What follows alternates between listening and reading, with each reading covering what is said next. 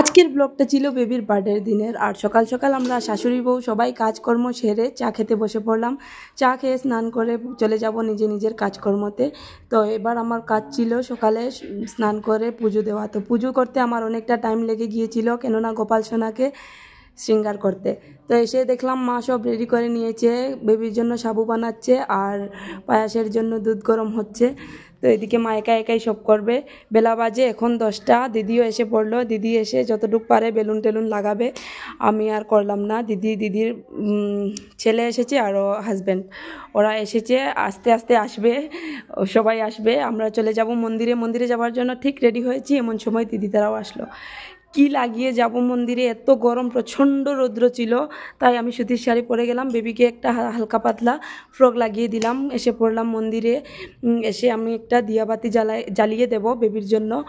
তো এটাই হাজব্যান্ড কেনাকাটি করছে। তো কথা বলতে বলতে এসে পড়লাম আমি মন্দিরে। এই মন্দিরটা হলো জাগ্রত কালী মন্দির। আমি অনেকের মুখে শুনেছি মন্দিরটাতে অনেক সুন্দর করে প্যান্ডেল করা হয় আর অনেক সুন্দর করে সাজানো হয় মা কালী পূজার সময় আরও দুর্গা পূজার সময়। আমি কখনো আসিনি, আসলে অবশ্যই আপনাদেরকে দেখিয়ে দেব প্যান্ডেলটা কিভাবে করা হয় এবং কিভাবে সাজানো হয়, আর মাকে কেমন লাগে অবশ্যই দর্শন করাবো। আর আজকে আমি আপনাদেরকেও দর্শন করাবো মা কালী কেমন দেখতে। আমার তো মন ভরে গেল সত্যি কথা বলতে, মা কালীকে দেখে আর যেতে ইচ্ছে করছিল না। আমি মন্দিরেই বসে থাকবো এইভাবে আমার মন হচ্ছিল। দেখো মাকে, জয় মা কালী। তারপর আমি বাতি জ্বালিয়ে দিলাম আর বেবি একা হাঁটাহুটি করছে, কি করবে।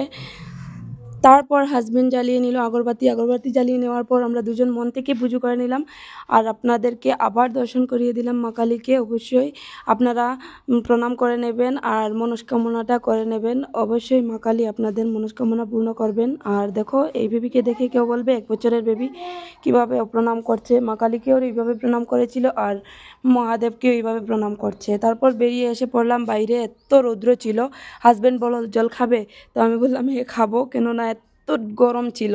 তো জল খেয়ে এসে পড়লাম রাধা গোবিন্দ মন্দিরে, গোবিন্দর দর্শন পাবো বলে। তো বাইরে তো অনেক হ্যাপি ছিলাম আজকে গোবিন্দর সাথে দেখা হবে। ভিতরে গিয়ে দেখি গোবিন্দ তো মন্দিরে নেই, গোবিন্দ আমার সাথে দেখা করতে চান না। তাই আমি 2বার এসেছি মন্দিরে, দুইবার মানে আগেও এসেছিলাম আর আজকেও এসেছি, কিন্তু আমি দর্শন পাইনি, ভাগ্য লাগে বলে। তো দেখো খালি জায়গাটাই আপনাদের সামনে আমি তুলে ধরলাম। কেমন লাগলো? আমার তো মন্দিরটা অনেক ভালো লাগলো, কিন্তু গোবিন্দকে আমি দেখতে পাইনি যতবার আসলাম। হোক, আরেকবার আসলে হয়তো অনেক ভালো লাগবে আর অবশ্যই আমি গোবিন্দর দর্শন পাবো। এখন ব্যানার লাগানো হচ্ছে মন্দিরের, গোবিন্দ নেই বলে। তারপর হাজব্যান্ড বলল ঠিক আছে, গোবিন্দর দর্শন পাইনি তো নারায়ণের দর্শন করে নিই।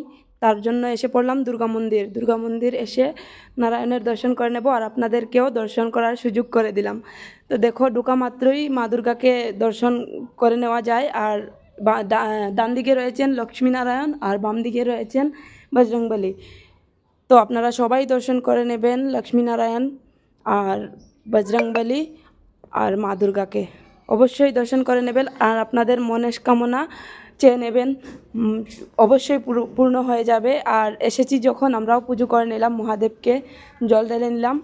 আর জল ঢেলে নেওয়ার পর অনেক ভালো লাগলো সত্যি কথা বলতে। আমার এই দিনটা আমার পক্ষে স্পেশাল ছিল, কেননা আমি মন্দির দর্শন করতে পেরেছি। পর পুজো শেষ করে এসে পড়লাম ঘরে এসে দেখি আমার বান্ধবীও এসে পড়েছে। প্রচণ্ড গরম ছিল, বেলা বাজে দুপুর 12:30। মা মাংস বানাচ্ছে আর মাছ বানাবে এবং বেগুন ভাজি বানাবে আর বাকি রান্না সেরে নিয়েছে মা।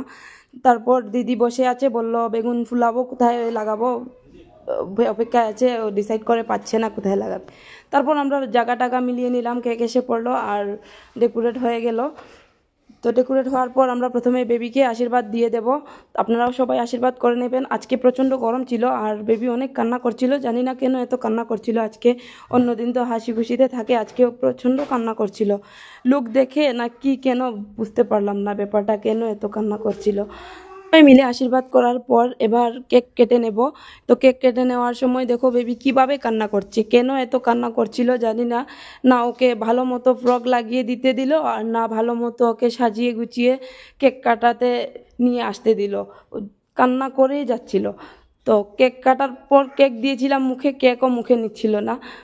বেলা বাজে দুপুর 1:30 আর এখন কেক কাটিং হয়ে গেল। আমরা ফ্যামিলি সবাই মিলে কেক কাটলাম। দিদি এসেছে, আমার যা এসেছে, বান্ধবী আর একটা আঙ্কেল, শাশুড়ি মা ছিলেন, বাচ্চা পার্টি ছিল। এই সবাই মিলে আমরা কেকটা কাটিং করে নিলাম।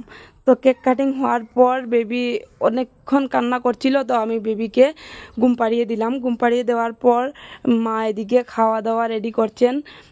তো আমি সব ভিডিও করতে পারিনি, কেননা আমি বেবিকে ঘুম পাড়াতে গিয়েছিলাম।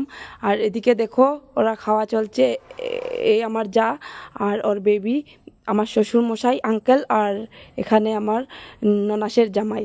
তো সবাই মিলে খাচ্ছিল। তারপর খাওয়া শেষে আমরা রাত্রে হয়ে গেল, সবাই চলে গেল সবার ঘরে। আর রাত্রে আমরা বসে, আমার বান্ধবী ছিল ঘরে, আমরা রাত্রে বসে টিভি দেখছিলাম আর একটু ভিডিও করে নিলাম। আর বান্ধবী বছরে একবার আসে। আর পরের দিন সকাল 12:30 ও চলে যাচ্ছে, বলল ঠিক আছে আবার আসবো যখন গরমের বন্ধ হবে। কিন্তু যত সব মিথ্যা কথা, চলে গেল ও। আর আর আসবে আরেক বার্থডেতে আসবে, তখনও যখন আমি নিমন্ত্রণ করতে করতে ডাকতে ডাকতে আসবে। তারপর শাশুড়ি মা চলে যাবে, ওরা বাচ্চা পার্টি স্কুলে বেবির সাথে খেলাধুলা করলো। আমি বললাম একটা স্মৃতি থেকে যাবে, মা বেবির সাথে বসে থাকেন। তো বেবির সাথে বসে একটু খেলাধুলা করলেন বেবির সাথে। তারপর মা ভগবানকে প্রণাম করে এবার বেরিয়ে যাবেন। যখন আমার ঘরে কেউ 2-3 দিন থেকে যায় আমার ভীষণ খারাপ লাগে, সত্যি আমার মনটা অনেক খারাপ লাগছিল মা যখন চলে যায়। আপনাদের কি এমন লাগে অবশ্যই আমাকে কমেন্টের মাধ্যমে জানাবেন। আর আমার বড় 2জন স্কুলে ছিল, আর এসে দেখে খালি খালি ঘরটা লাগছিল, ফাঁকা ফাঁকা লাগছিল। ওরা এসে বলল মা ঠাম্মা কোথায়? তো আমি বললাম ঠাম্মা চলে গেল। তো ওরা 2জন অনেক কান্না করছিল, কেন যেতে দিলে ঠাম্মাকে, তুমি ভালো না, তুমি পচা মা, আমাকে এমনভাবে বলছিল ওরা। তো আজকের জন্য এতটুকুই। আমার ব্লগটা কেমন লাগলো অবশ্যই আমাকে কমেন্টের মাধ্যমে জানাবেন। ভালো লাগলে একটা লাইক কমেন্ট শেয়ার করে দেবেন।